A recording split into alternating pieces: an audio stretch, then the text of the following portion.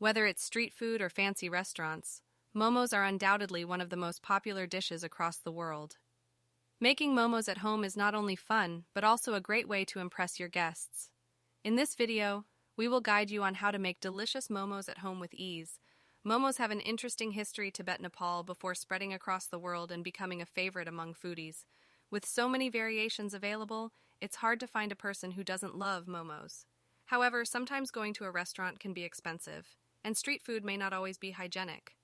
Making momos at home is not only cost-effective, but also lets you experiment with different flavors and fillings. From traditional steamed momos to fried ones, the possibilities are endless. With this step-by-step video tutorial, you can make delicious momos at home with ease without compromising on taste or hygiene. Just follow the instructions, and in no time, you'll be serving up restaurant-quality momos to impress your. To make delicious momos, we need a variety of ingredients, starting with minced meat. It can be minced beef, pork, or chicken, depending on your preference.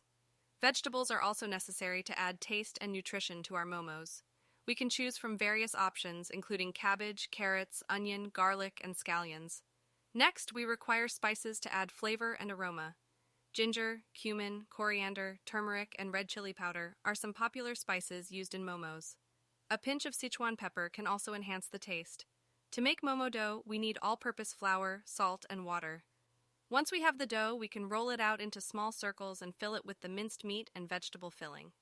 After that, we can steam our momos in a steamer for about 10 to 15 minutes, until they are cooked thoroughly.